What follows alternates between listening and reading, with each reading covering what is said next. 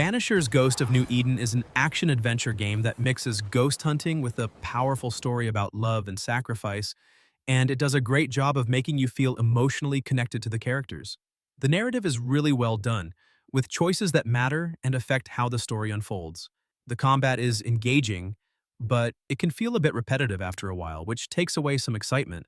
However, the atmosphere and visuals are fantastic, creating a haunting and beautiful world. If you're into emotional stories with action, this one's worth a try.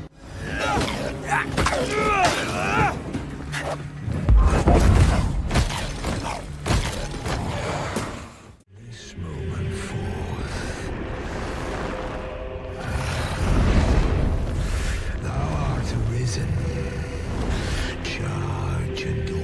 Dragon's Dogma 2 is an action RPG where you create your own character and explore a huge open world full of monsters, quests, and secrets. It's got a really cool pawn system where you can create companions to fight alongside you and even share them with other players online.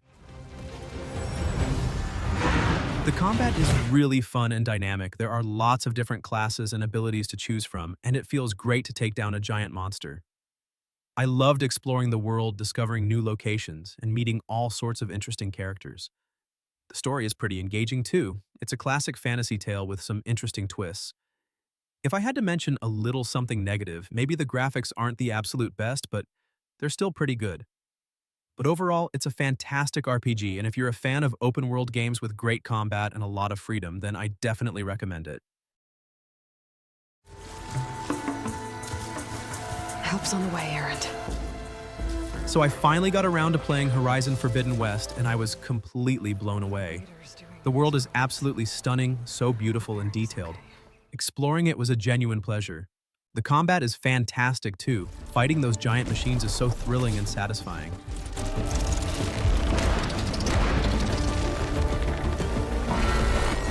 They've improved on the first game in so many ways. The story is more engaging, the characters are more interesting, and there's just so much more to do. I love learning about the different tribes and uncovering all the secrets of this post-apocalyptic world. Take you out. It's not perfect though. Sometimes the climbing can be a little clunky, and I did experience a few minor glitches here and there. Also, while the main story is great, some of the side quests felt a little repetitive. But even with those small issues, this game is incredible. It's a must-play for anyone who enjoys open-world games or just a good action RPG. Here.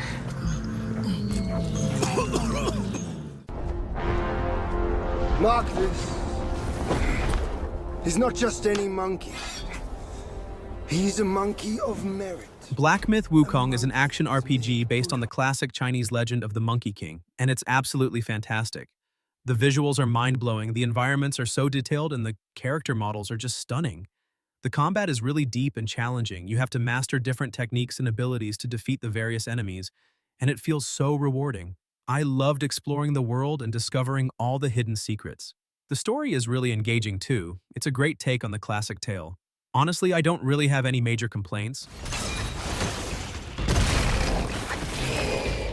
Maybe if I had to nitpick, I'd say some of the boss fights are incredibly difficult, but even that adds to the sense of accomplishment. It's a truly special game, and it's definitely one of the best action RPGs I've played in a long time.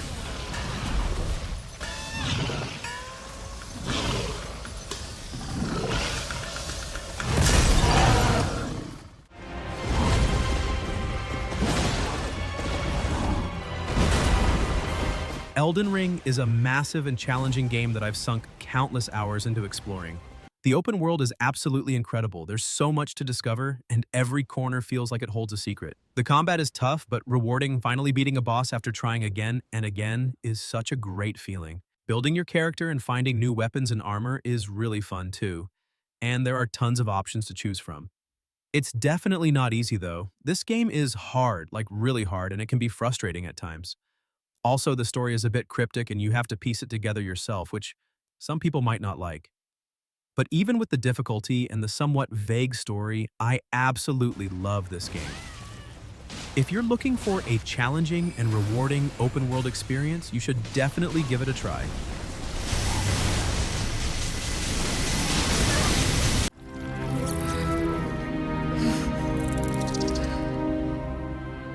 Baldur's Gate 3 is an absolutely incredible RPG. The level of freedom you have in this game is insane.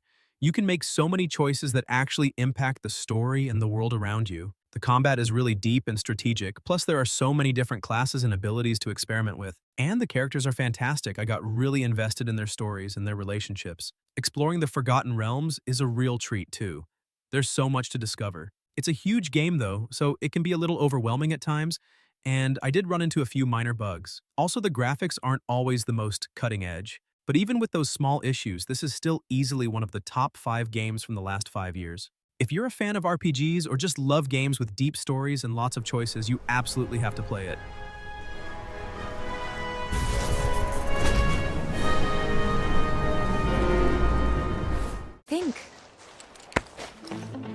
I think I got this. So I finally got around to playing Final Fantasy VII Rebirth, and I was blown away by how much fun it is.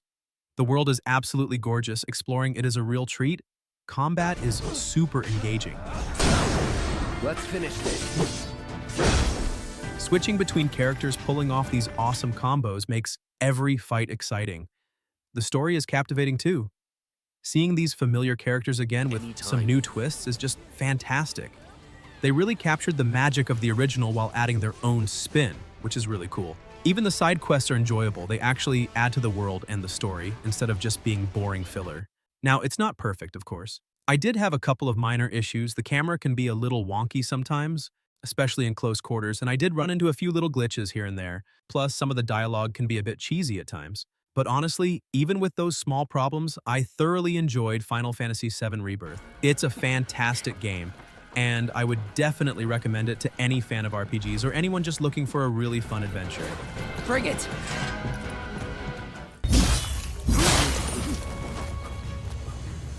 Rise of the Ronin drops you into a really vibrant historical Japan, and it's a huge open-world action experience. The combat is just fantastic. You can switch between different sword styles so easily, and it looks amazing. Though the story can feel a bit cluttered, like it's trying to cram too much in. Exploring the world is a blast, but some of the side quests are a bit repetitive. Still, when you're in a big fight and you're pulling off those awesome sword moves, that's where the game really shines. Honestly, if you love samurai action, this game is definitely worth checking out.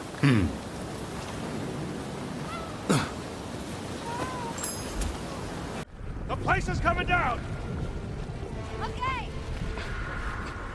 Indiana Jones and the Great Circle is this exciting action-adventure game where you step into the shoes of Indy himself and go on a globe-trotting quest to uncover a mysterious ancient artifact.